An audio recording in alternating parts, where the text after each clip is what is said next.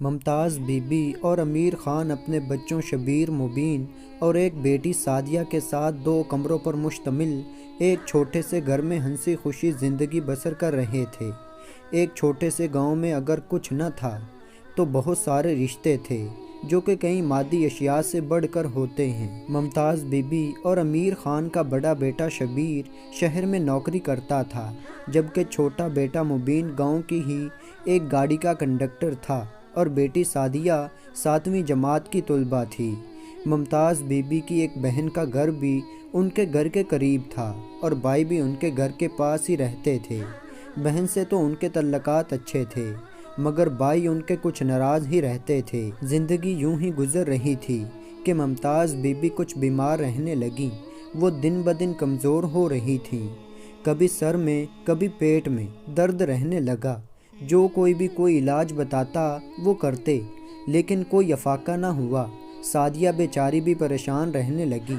ابھی ماں کی پریشانی بھی ختم نہ ہوئی کہ ایک آفت ان پر ٹوٹ پڑی۔ سعدیہ کا چھوٹا بھائی مبین گاڑی سے گر گیا۔ اسے فوری طور پر ہسپتال لے جایا گیا۔ ہسپتال کے سارے اخراجات گاؤں کے چودھری، جن کی گاڑی پر مبین کام کرتا تھا، انہوں نے اٹھائے۔ مبین 3 دن ہسپتال میں بے ہوش رہنے کے بعد روتی ہلکتی ماں اور بہن کو چھوڑ کر ہمیشہ کے لیے چلا گیا۔ پہلے بیماری اور پھر جگر گوشے کی جدائی نے ممتاز بی بی کو ہلا کر رکھ دیا اور وہ چارپائی سے لگ گئی۔ امیر خان کی حالت بھی کچھ ایسی ہی تھی، اس کی جیسے کمر ہی ٹوٹ گئی تھی۔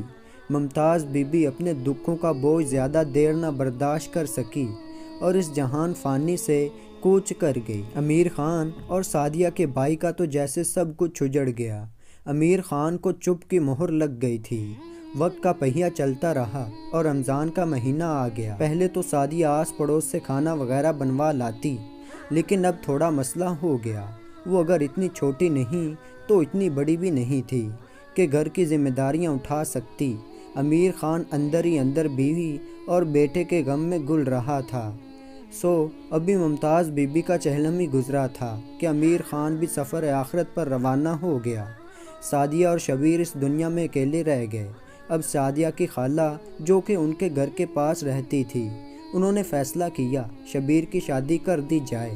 بھابھی کے آ جانے سے سعدیہ بھی بہل جائے گی اور شبیر کو سہارا مل جائے گا۔ اس مقصد کے لیے انہوں نے لڑکی کی تلاش شروع کر دی۔ اتنے میں شبیر نے بتایا کہ ممتاز بی بی اپنی زندگی میں اس کے لیے رشتہ لے کر ایک خاتون کے ہاں گئی تھیں اور پھر امی بیمار ہو گئیں۔ میں چاہتا ہوں کہ میں اسی گھر میں شادی کروں جہاں میری ماں چاہتی تھی۔ پھر وہ لوگ رشتہ لے کر ان کے ہاں گئے اور انہوں نے ہاں کر دی۔ شادی کی تیاریاں شروع ہو گئیں اور جلدی شادی ہو گئی۔ شبیر کی بیوی عائشہ کے آنے سے گھر میں رونق آ گئی۔ بھابھی کے آ جانے سے سعدیہ بھی بہت خوش تھی اور شبیر بھی تھوڑا مطمئن ہو گیا تھا۔ اس طرح دن گزرتے گئے۔ سعدیہ کے چچا نے سعدیہ کا ہاتھ اپنے بیٹے کے لیے مانگا، لیکن شبیر نے انکار کر دیا۔ اس نے کہا کہ ہمارے ماں باپ کی زندگی میں آپ کی ان سے بنتی نہ تھی اور اب میں آپ کو بہن کا رشتہ کیسے دے دوں۔ اس بات پر وہ ان سے تمام تعلقات توڑ کر چلے گئے۔ جب دکھ اور ناکامیاں انسان کی زندگی میں دخل انداز ہوتی ہیں تو اپنے بھی پرائے ہو جاتے ہیں۔ سعدیہ اور شبیر کی خالہ، جو کہ ماں کے بعد ان کا سہارا تھیں، ان کو کوئی جان لیوا بیماری نے آ پکڑا اور وہ کچھ دن شہر کے بڑے اسپتال میں رہنے کے بعد اس جہان فانی سے کوچ کر گئیں۔ سعدیہ اور شبیر کے لیے ایک نیا دکھ آ پڑا۔ انسان بھی کیا سوچتا ہے اور کیا ہو جاتا ہے۔ خالہ کے جانے کے بعد ان کا دکھ پھر سے تازہ ہو گیا۔ وہ صدمے سے ننڈال ہو گئے۔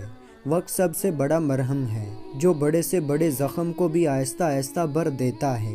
وقت گزرتا گیا اور پھر سعدیہ کے ماموں نے سعدیہ کا رشتہ اپنے بیٹے کے لیے مانگا تو شبیر نے ہاں کر دی۔ منگنی کے نام پر بس زبان دے دی گئی۔ اس کے بعد سعدیہ اور اس کی بھابھی عائشہ شبیر کے ساتھ شہر چلی گئیں، جہاں پر شبیر کام کرتا تھا۔